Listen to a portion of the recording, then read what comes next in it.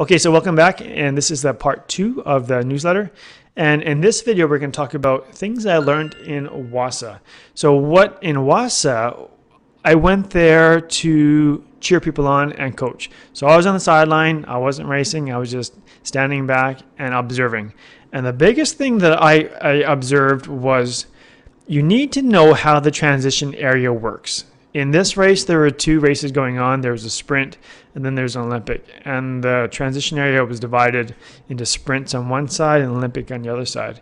And if you happen to have your bike on the wrong side, then you had to do an extra run and come around to start before you start your run.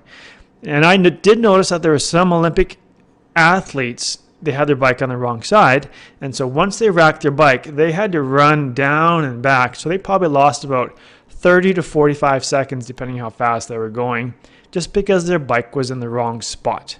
And so that, to me, if you are racing for time, that is just, that's not a good thing to do. You're losing time on the run. So make sure you know how the transition area goes and put your bike in the best spot. In that race, you could put your bike wherever you wanted. So it was a self-seated transition area. And so if you're very concerned about time, put your bike, closest to the exit, right? Don't put it where you have to run more. Put it where you have to run less. And if you don't know where to put your bike, ask someone. The cool thing about Wasa as well is when I was watching it, I knew tons of people there. So there are racers that have done this race for 15 years. And they've been around for a long time. Like if you look at this picture here of this bag, this is a bag from the World Championships in 2001. I had the same bag. My bag is not in as good shape as that one, but I thought that was neat to see that bag.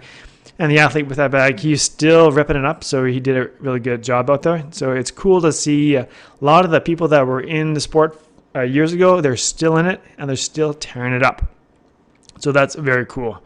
What else did I learn? I learned about the swim. Some of my athletes said to me, Todd, there's a big difference between swimming in open water and in a pool. The biggest thing that one person said to me was, it felt like you're not moving. Right? It's almost like you're on a treadmill, you're just moving your arms. You know you're moving, but you feel like you don't. And that is one of the differences between open water and pool. In the pool, you get the bottom, you can see the tiles moving, you can see the walls moving. But in open water, you have to trust that you're moving forward, right? Keep your stroke together and you are moving. What I do, I usually look at the buoys or people around you, and that gives you a sense of movement. But that's something that maybe you're not ready for when you're doing a race, is you feel like you are not moving. How hard should you go, right? So that's a big question I got. Todd, how hard should I go for an Olympic? If I'm doing the sprint, how hard should I go? And the question really comes down to is, what have you been training for? So if you've been training for like an Ironman or a half Ironman, you're putting in a lot of long workouts, so your heart rate's going to be a lot lower. So when you're doing a shorter distance like an Olympic distance or a sprint, then you can go a lot harder, right? So bring it up. So I think for the Olympic distance, you can try and shoot for the 80% effort. So it could be 80 to 85%, somewhere in there. And if you're doing a sprint, depending on how fast you are, you might want to go 85, a little bit higher, but not too fast. I remember when I first started doing sprints, part of me thought, you got to sprint the whole way. But the idea of a sprint, like the word sprint told me I got to sprint, but you don't, it's still quite a ways to go, right? You still have to swim 750 and you have to bike 20K and you still have to run 5K. Now the distance is shorter, but you're still out there for over an hour. So you still have to pace yourself. Just because it says sprint, you're not actually sprinting. You're going faster than Olympic, but not crazy fast, right? Does that make sense? Okay. This was a tough one for me here. Is if someone comes up to you and asks you, hey, how was your race? I think before you blurt out something, just think about what you're going to say. I always struggle with this one, and people answer negatively about it. Just for example, I asked an athlete, how was your race? Oh, you know what? The swim was slow, the bike was slow, and the run was slow. So it wasn't very good. And so I would rather you answer like, you know what, I focused on the swim this way. The bike went well because of this and not so good here. And then on the run, I really enjoyed this. Maybe I didn't enjoy that. But instead of just saying, I was slow or I sucked, try to come up with something that was positive about the race. It was a beautiful day out there. We had tons of people out there, great volunteers. Try and find something that was good about the race before you start saying things that are negative. But that's kind of how I like to roll.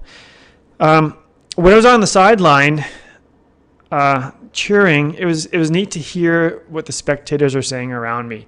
And for the most part, no matter where you are in the race, whether you're winning the race, whether you're at the back of the race, whether you're in the middle of the race, you are inspiring someone. So remember that when you're out there.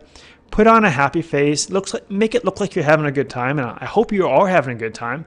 For goodness sake, most of you guys are not going to win the race, and you're not getting paid to do it. It's not your job. So just remember, this is fun. So get out there, keep the smiles on your face.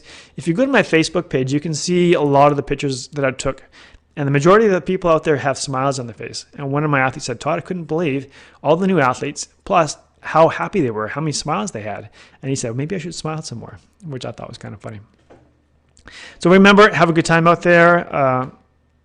The other cool thing too is what people would say, comment on the side is, you know what, I can't believe that how many different shapes and sizes of people are doing a triathlon. And so they're not all skinny fit people, right? So you get people of all different shapes and sizes.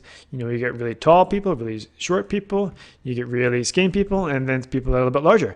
And so it's nice to see that variety of people out there and doing it, and also ages too. So they had a kids of steel the day before, and I think the oldest person I saw racing on their calf was 73 years old. And that was blowing people's minds that there's people out there at 70 plus doing the race. And they're like, wow, if that person can do it, I have no excuse. So I think that's cool. So remember that when you are racing, you are inspiring people, even though you don't know it or you can't see it. I also encourage you guys all to write up a race report and post it someplace, share it at your workspace or put it on my blog, share it someplace, because your stories, your war wounds, all that stuff is going to inspire more people to do this. And I think that's really neat. And you never know when it's going to happen. And sometimes it's happened without you even knowing it. They'll read it and say, you know what, Todd, I read this race report from your website, and I decided to do a triathlon. And to me, I think that's super cool.